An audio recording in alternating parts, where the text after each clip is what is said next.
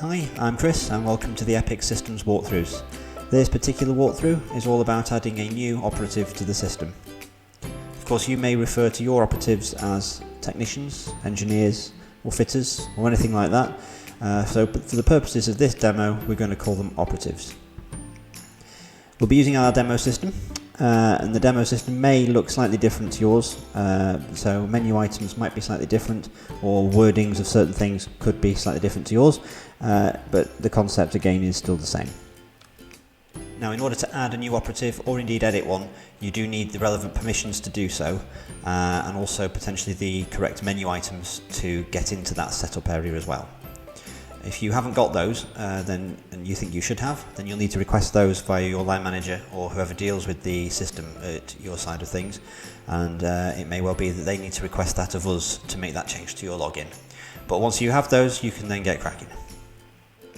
So ordinarily, the operative setup is found underneath the setup menu, and then operative setup. And then this is the screen that you would then use to potentially search for existing operatives, but also using the new entry button you can add new. But before adding any operatives, I would always recommend searching just to make sure that they're not already in there. So as you can see, I've typed the name John, but if I wanted to add John Smith, as you can see, no results are found, so we can go ahead and press new entry. The reference field is a unique reference for that engineer or operative, and so I'm going to put simply JS as their first and second initial. If that isn't unique, then just add an extra character from their name to make it unique. The operative field, that is their name, so I shall do their full name as I would like it to appear on any job sheets or anything to do with the diary.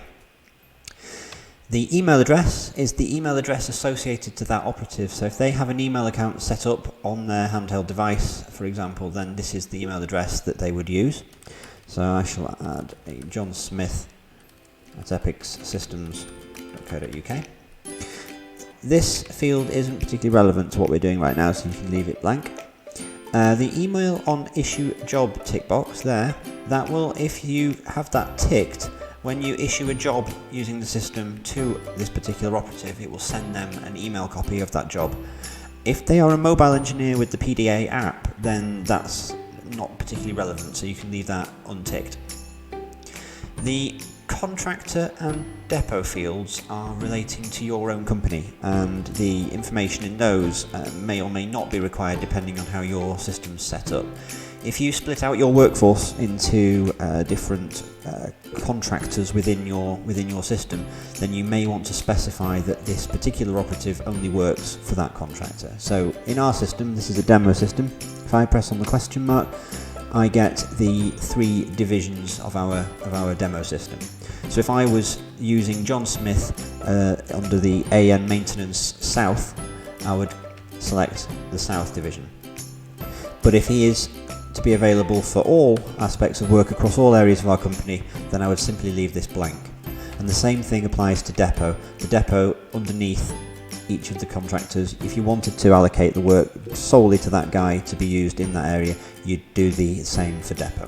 I'm going to leave our guy open though. The trade field, this is his primary trade. So if our John Smith is an electrician by trade, then we would simply start typing and then select electrician. We can leave team leader alone for a standard operative. What team leader does is allows you to set a person's team leader, who is the person that gets the jobs, and then when this person dials into the system, they receive the jobs that belong to their team leader. So if Barry is John's team leader and you give a job to Barry, and then John dials in on his device, John will get the same jobs as Barry. So you may not want to use that. Region is an optional field and can be used to allow for reporting and filtering if you've got a large number of operatives that work a large geographical area, or you want to solely dedicate a person to a particular area of the borough, for example. So you could say in the Manchester area, we'd like to restrict John Smith to the Stockport area. The postcode is the postcode of either the operative's home address, so that you can get the nice star rating on the issue job screen to work effectively for that. But also if they come into the depot or the office every morning, then that's the postcode of your office. Depends where they start their work from. So if they begin at home, then we'll put the operatives home postcode. A very important tick box next, and that's activated. This one simply means that they are activated in the system and able to receive jobs, and you'll see them and you'll be able to issue them. The next one down is for subcontractors. I'll do a separate video on that, so we can leave that for now. If your operatives are paid bonus on a SOR code, for example, on a list of scheduler rates, and they've got some bonus rates set against them, and you want this guy to have some bonus payment, then ticking this box will allow that to happen for the person. So if they're not on bonus, then we untick it. You may or may not know the system caters for apprentices, and so they are filtered for separately in diary screens and when you issue jobs and that kind of thing. So if this person was an apprentice, then we can tick that box there. If you are using apprentices and the person you're adding right now is the person that takes out some of those apprentices and they're a mentor and usually work with one, then we can also specify that as well, so that they all get the option on the PDA as well. Subcontractor percentage is to do with bonus payments, but again is related to subcontractors, so we can leave that alone for now. Likewise this field.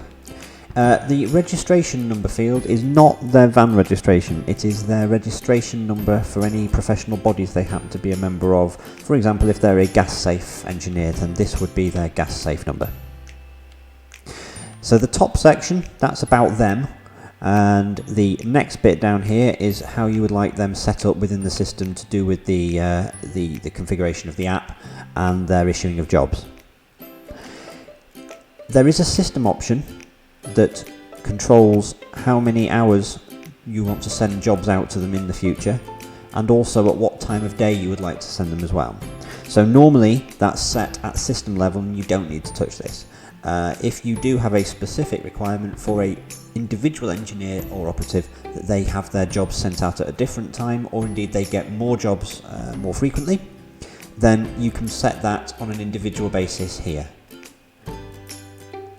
The PDA download location, if we simply press the question mark and select default, that just ensures that when we send out the latest PDA application, they're getting the correct one for your system. If we set the PDA redial interval to 900 seconds, that just allows plenty of time for it to reset itself in the background and then redial again. Their shift start and shift end times are when you would like their shifts to be available to issue work. So assuming this guy is going to do 8 o'clock in the morning until 5 o'clock at night. The work rate percentage normally would be 100%, but let's say you've got an apprentice that's just recently qualified as a fully qualified electrician, and for the first few weeks of work, or indeed as a new operative with you, you might not want to fully overload them, so you might want to set that at maybe 80% so that we don't give them a full diary every day. The maximum load in hours is the number of hours of work during that working day you want to give them. So normally you would take out the hour for lunch if that's what you give your operatives. So I'm going to give this guy 8 hours a day. We can ignore the email button for now. I'll come back to that in a minute. And also this one. If you have the risk assessments screen turned on in your PDA app, and that was the one that features earlier on before your operative arrives on site, or rather as they arrive, and they do their risk assessments, then this one ticking that will send down the survey for those risk assessments.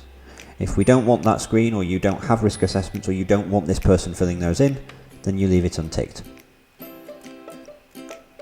Now the copy options down here, these are in relation to the operative part records or the labour codes and things that produce the costing in the system for how much it's cost for the operative to attend site. So their cost rates. So there's a number of options here. There's the standard codes, and these are the default ones that have been set up in the system as a standard cost rate for the system. If it is that you want to have unique codes based upon another operative or unique codes for that particular person, then you can specify that at this point. So we could say create unique codes based upon another operative. If we tick that, we then get a little live search to copy things from another person. So if I want to copy this from the other John in the system and make his John Smith's rates the same as John Stuart Mill, then I would select that person here. The additional trades and this particular table up here is all in relation to what other works you might want to issue to this particular person. So if John wants to appear on the electrical work and have parts on his PDA that are relevant to the electrical trade, likewise schedule of rates codes and surveys, then we would tick all those. So what this does, this means that he will get electrician work, any parts that are loaded into the system if you do use those, or if you did start to use them, anything that's flagged as a trade type of an electrician, he will get those. Same with the schedule of rates, this will ensure that he's getting the electrical codes and not, say, the plumbing ones, and likewise the surveys. Also, if this particular guy does joinery work as well, then we could give him an additional trade of joinery, and that way when you log a job in the system for a joiner, he will appear in that list as well as an available to select, and also will get the relevant codes for these items here. So I'm going to untick those for now, and at the top right hand side I'm going to press continue, and what that will do, that will save this record and take us back to this screen here. If I now search John Smith, there he is, and press search, here we can see the results of the table in there, and we can press edit, and as you can see now everything's filled in that we filled in here, but also we've got an additional table over here, which is the cost rates that were copied over from the other John. So now we're set at 43 pence per minute for each of these things here. Now we can edit those, because this one is the part code that's unique now for John Smith, because he's had his own code generated. So if he was, say, on a different rate, we can click to edit, and we can change that to, say, 45 pence per minute for each of those.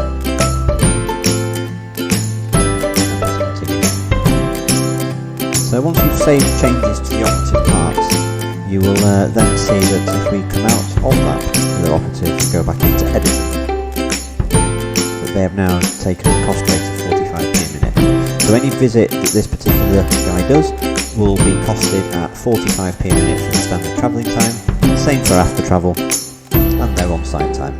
And I left the standard minutes alone because we don't really use that one very much, it's more to do with the top three here. Now I said I'd come back to the email field. What that does is when you press the email field, email button rather, it will send an email with the latest copy of the PDA app to the email address that you supplied in here. So I shall just click that now, and that will then give you a nice green message to say that the email has been sent. Now the clear IMEI number button down here, this is in relation to the IMEI number that's on the device that they're using. So if you have a new phone for the guy, for example, if they buy a new phone or you want to install the app on a different device, in order for that to work, you will need to press this button here to clear the currently stored one off there. We only allow the app to be installed on one device for the operative at any one time. So if I now press continue just to come out of there, that's going to have come out of that particular operative and we're back at this screen again. Over here on the left hand side is the operative ID field. When you go back into the operative, you can see that field here. It's not editable, it's a unique ID for the database for that person, but it is also the ID that you need for the operative on the PDA. So when they install the app onto the PDA build, which there'll be a second video on that one, you would use this ID in order to connect the PDA to the system for the right person. If I close this window and this one, if you want to edit anything to do with this operative, you just repeat the process that you've just seen. So we go setup, we go operative setup, we find our person, John Smith, and then we press search. And then we press edit, and we can make any changes to all these things here at any time. If your operative has left and you no longer want to use them, or they are not part of the system anymore and you don't need to issue them work, then unticking activated will stop them from appearing on the diary screens and stop you issuing them work, and it'll also mean that they don't get any jobs down to their device either. I don't want to save my changes at the moment, so I'm just going to press cancel. And that is how you add an operative to the system. Do see our other videos in relation to adding subcontractors and installing the app on a PDA. Thanks.